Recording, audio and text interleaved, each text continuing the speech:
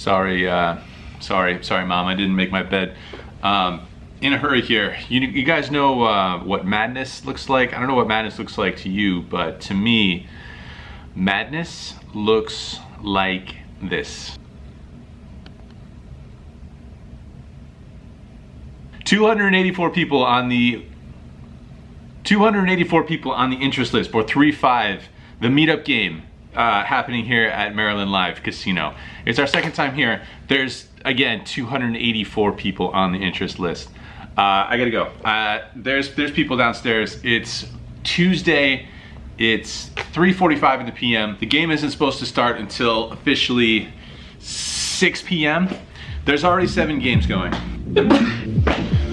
All right, come on, let's go.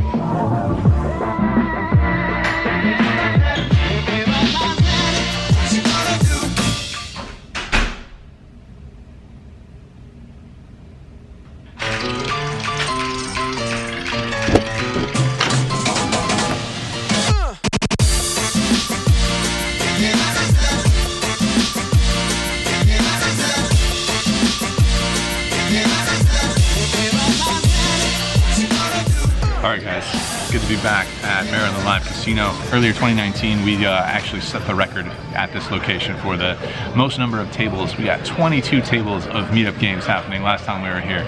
I don't know if that's going to happen again. The list says it might, the wait list says that it might happen again, but that's going to be a tough record to beat. Either way, I'm sure we're going to get an amazing turnout with that number of people on the wait list. They gave us pretty much the entire first level of this poker room today. The rest of this first level is available to us for use for the meetup games. It's still early. Like I said, official start time 6 o'clock. We're still a couple hours before we get to that point. But I'm going to hop in there, start playing some cards. Let's get into it. Let's check out some poker hands.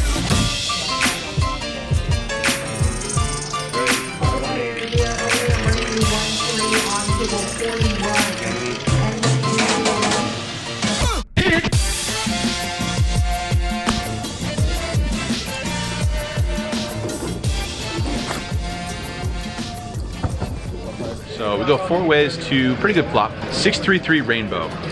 Go ahead and see bet here. I make it $45, and the player on my direct left, he raises it up quickly to $170. There's a couple players behind him who both fold, and it's back to us. So I don't have a good feel for the table yet. I'm not too sure what's going on here. For him to make that raise with 2 players yet to act behind him feels pretty strong. I did raise from very early position, I think under the gun +1, and he's under the gun +2, so I think there's some decent chance that he could be slow playing a big pair in that spot. Plenty of hands that beat pocket 8s. Pretty strange for him to raise as a bluff, I would think, with those 2 players behind him. There's 4-5, and that's the only real natural bluff that I can find here. So I just decided to make a pretty tight fold since, like I said, I'm not acclimated to the table yet, and he shows us pocket 5s. So turns out to be a pretty nitty fold on my part, apparently. Apparently way too tight, especially after we see what happens in this next hand. The sim player is now on the button, and he puts out a blind raise of $70 before the cards are even dealt. So now I'm feeling even worse about my fold there with the overpair. It's an interesting situation though when we look down at ace-8 offsuit in the cutoff. Rates to be the best hands here, I think, a pretty decent percentage of the time. We're going to be in position versus the blinds, and we have that $70 dead out there. So I debate for a little while between raising it up to somewhere around $280 or just playing nice and go ahead and limp it and allow his $70 to see a flop, allow his hand to see a flop. I decided on the latter, decided to play nice, and we go heads up to a flop which comes jack high. I don't improve. I check it over to the blind raiser, who just goes ahead and rips his entire stack in there. I don't think I can do anything other than fold here, so I go ahead and fold, assuming he has some sort of a pair, and he actually has ace-king. So I guess this is what happens when you put out a blind raise to $70 in a 3-5 game. You get rewarded with ace-king offsuit. So we end up actually losing the minimum there. Could have easily raised pre-flop and trying to get after that dead money, but he was obviously going nowhere with ace-king. One more interesting hand that I didn't even film because at the time it was so uninteresting. I'm in the big blind with jack-5 offsuit after an early position limp and the small blind completes. We go 3 ways to a flop of jack-5. I guess that's a pretty favorable flop for the Jack 5 offsuit. Since we have the entire board smashed, I check it and action checks through, sadly. River is a deuce, I think. Action checks all the way through again. The river is another Jack. So we end up with quads here. I bet $5 and everyone folds, but the good news is that this qualifies for a high hand jackpot, high hand bonus, $400. If the high hand can hold up for the remainder of every 20 minutes, I believe. They're giving away $400 here at Maryland Live Casino.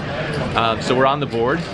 Quad jacks with a 5 kicker ends up holding up for the high hand. So we get rewarded with $400 there in that spot. So we get back to even after a couple of not great hands early on. Played a few other ones that whipped. So down slightly, but basically even at the moment, off to table 2.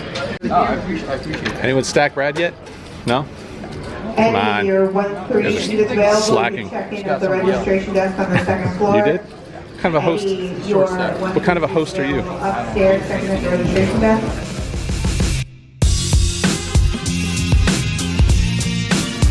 All right, guys, getting into the action here on the second table. Things got interesting pretty quickly over here. There was a middle position raised to $20. There was a call on the cutoff, and we looked down at ace deuce 6 clubs on the button. Could go either way here. I think we could put this into our 3-bet squeeze range.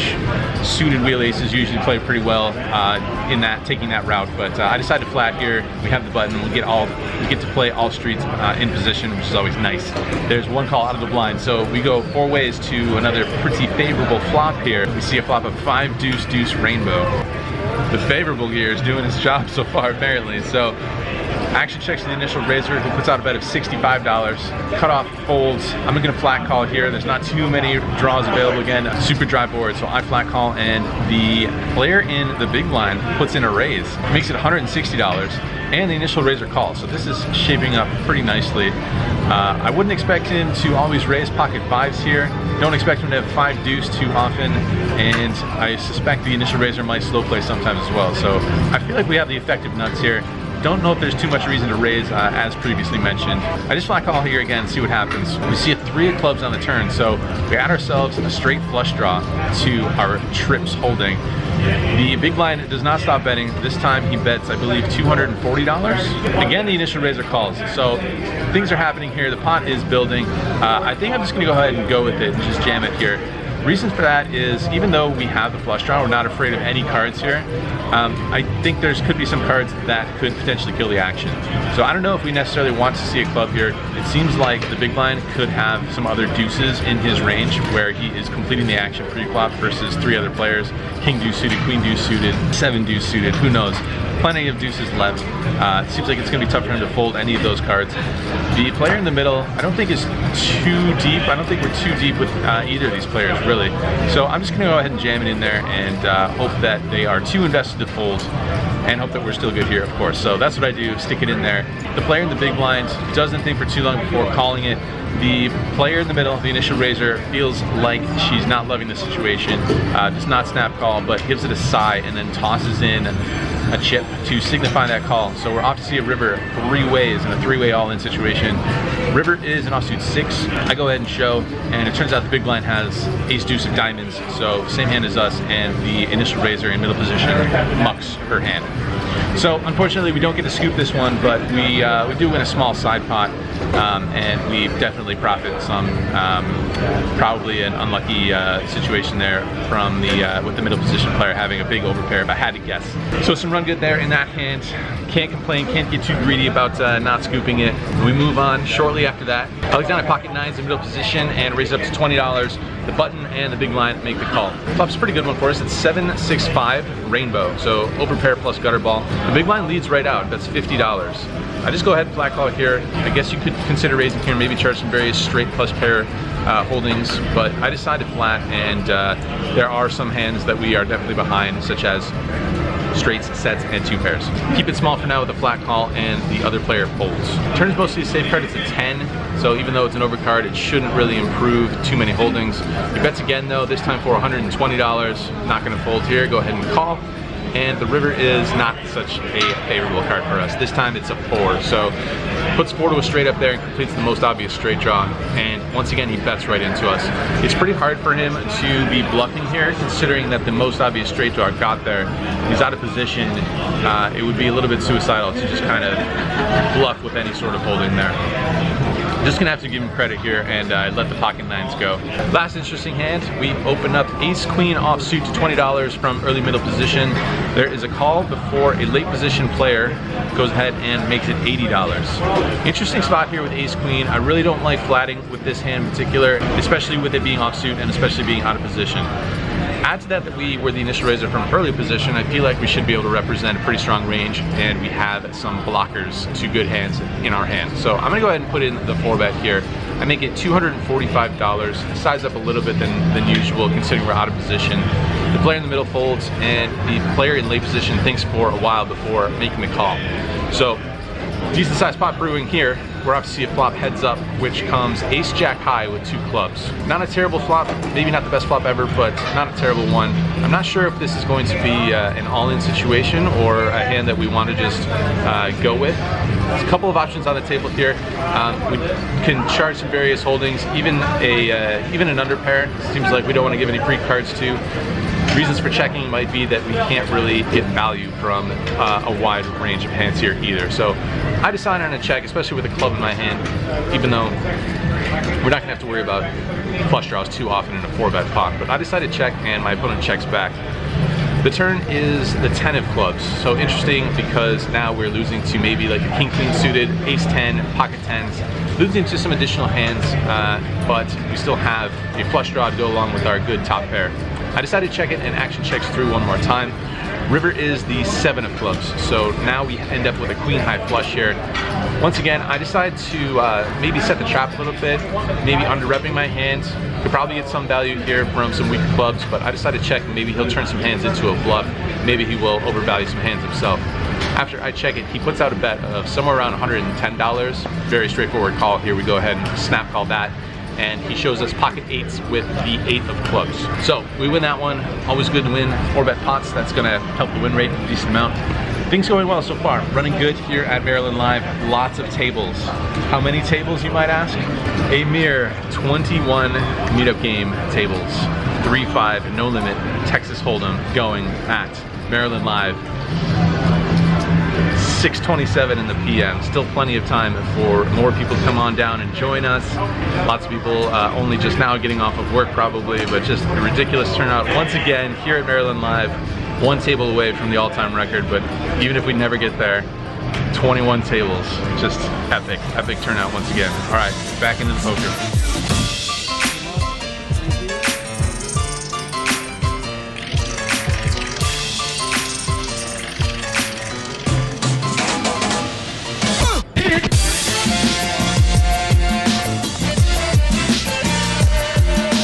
Alright guys, score one for the bad guys.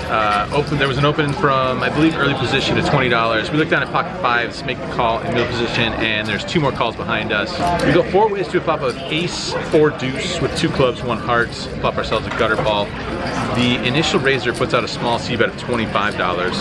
Not gonna go anywhere for that price with a set draw and the gutter ball. So I make the call and the other 2 players fold. Turn doesn't change too much. It's the jack of hearts, which does put a second flush draw on the board. He bets again, this time for $65, which again, price isn't too bad. He could be setting his own price with a draw, but he could have some better hands, of course, as well. I want to see one more card, see what happens here. Maybe see what happens on the river and evaluate. I make a call and we're off to a river, which ends up being the 3rd heart on the board, so the wrong flush draw. We don't have any hearts in our hand. We do have a club in our hand. So when he loads up another bet on the river, it fires again for $140. Just gonna have to make the fold, I think. Can't hero call with this hand. It's one of the worst hands we could have with a club in our hand, blocking straight draws and things like that. So I go ahead and fold, but we get shown the 8-7 of diamonds for the 0 equity bluff. So that one works out well for him. He shows it down, shows the bluff, makes it on the vlog. It's a win. It's a win for him. It's a loss for us though. That's really the only major hand that went down for me over there at that table. Moving on, onto this table. Maybe we can bluff him back. Look at this. Look at this star-studded table over here.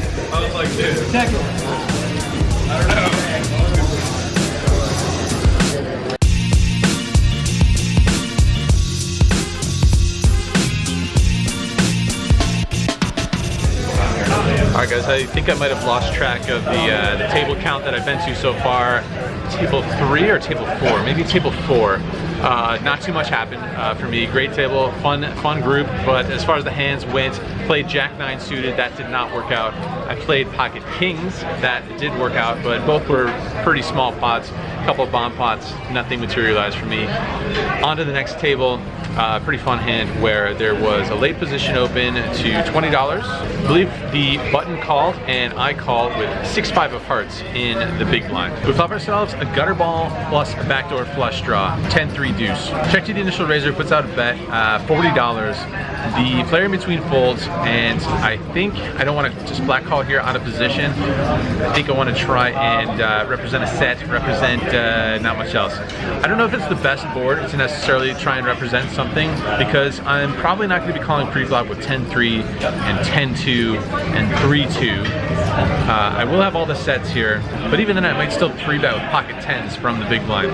Maybe not always, definitely can have all the sets, but I don't think I can have any of the 2-pair combinations. So I'm not exactly sure that this is the best board to check raise, but I'm going to do it anyway because whatever, it's a meetup game. So I'm going to go ahead and put in the check raise up to $125. My opponent thinks for a little bit and he makes the call. So we're off to a turn card, which adds the backdoor flush draw possibilities to our hand. Still going to keep firing here. Definitely not going to give up now that we've picked up all this extra equity with the backdoor flush draw. This time I bet $250. My opponent, once again, is not ready to give up. He makes the call. So we're going to see what happens here on the river. Things are developing, a big pot brewing here. We get there both ways though on the river. It's the 4 of hearts. So we make the nut straight and we make a flush.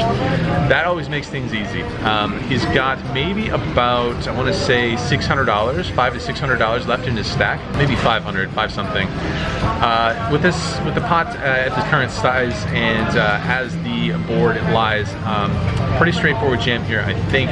Hope that he puts us on a busted spade draw. So I go ahead and jam all in. My opponent goes well into the tank, thinking for quite some time here, thinking it over for a long time. He asks if it's okay to show his hand to get a read off of me, and he shows us pocket kings.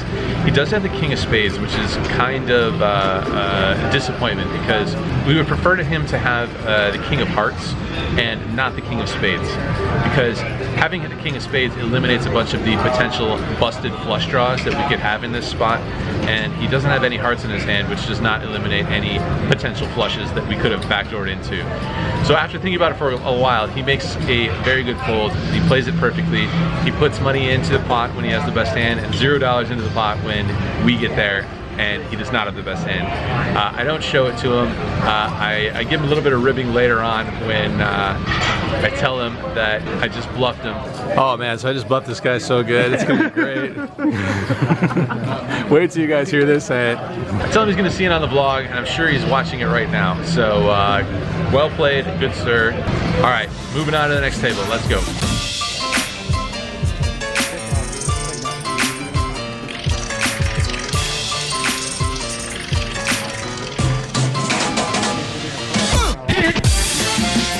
Guys, things are happening. I've moved to a new table and things are definitely happening that are worth reporting. So, interesting hand here develops. I believe we're on the 5th or 6th or 80th table. Full disclosure, I've had a couple beers and someone bought me a shot of Fireball. So bear with me here. But new table here, and this hand starts innocently enough. There is a straddle on for $10 and a raise in early position at $25. We look down at 2 black 5s and go ahead and make a standard flat call. Player on my left calls, and I believe there's one more caller behind. So about $100 in the pot, and we are 4 ways to a flop. Flop comes ace 10-5 all hearts, and that gives us bottom set. Pretty favorable flop for these 2 5s. There are 3 hearts out there that we can't just you know, disregard now, can we? So when the initial raiser bets $65, I think flat call might be in order. We're pretty deep here, somewhere around $15 or $16 or $1,800 effective going into this hand. So don't want to just shovel a bunch of money in here with bottom set on a monotone board. The player on my left disagrees. He has other intentions and raises. He makes it $210 to go. Folds back over to us. A little bit of a decision, but I think the initial thoughts there on the flop, being a monotone board and bottom set, we're still pretty deep. I think those thoughts are still going to apply here. So I'm just going to go ahead and flat call here and see what develops. The turn comes an offsuit king, so usually doesn't change too much unless he somehow has a queen jack. I'm going to check it over to the aggressor and see what happens here, and he continues his aggression. He bets $425 this time, so we have a massive pot brewing if we decide to proceed, and we are definitely going to proceed here. And again, it's another question of whether to raise or to flat call again and evaluate the river. My thinking at the time is that hands that he might be betting for value that we beat includes ace-10. Now that the king is available on the board, granted it might be a little bit unlikely that I have ace-king here, or that ace-10 would not still be good on this board versus another 2-pair at least, but I think he might shut down with that hand on the river. It's going to be a very tough decision if we don't fill up to a full house. If we don't improve to a full house on the river, it's going to be a very tough decision. And if he puts us to the test for that type of decision. So I think I'm going to flat call here. I'm going to see what happens on the river and see what he does. If he checks back, I expect to be good all the time on a brick river.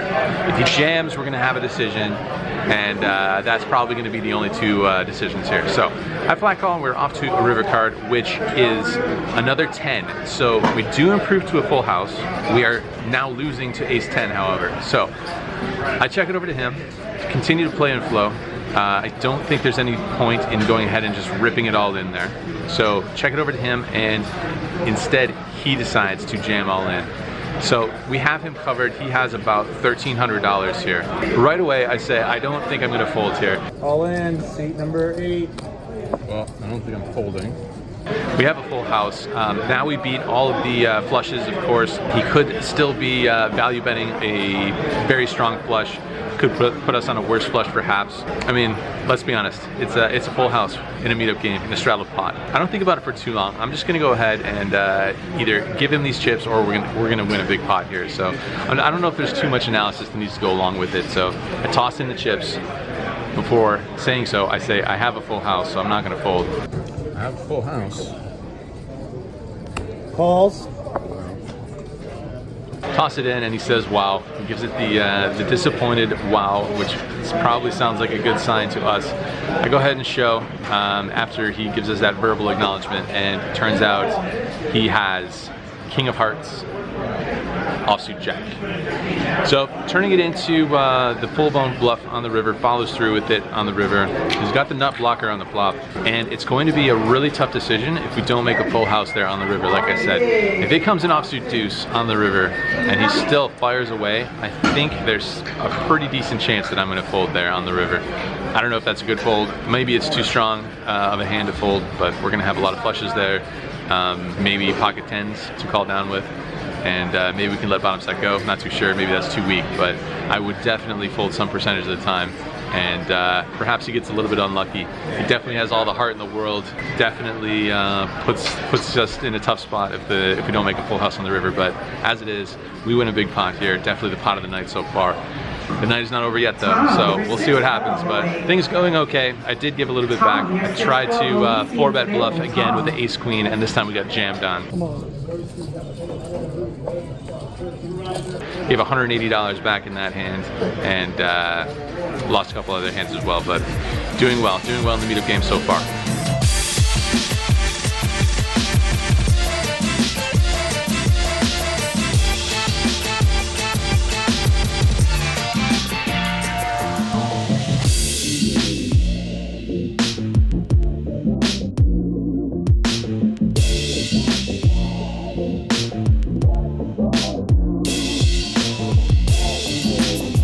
All right guys, one last tidbit of information, one last hand to share from the very last table, the final table, if you will.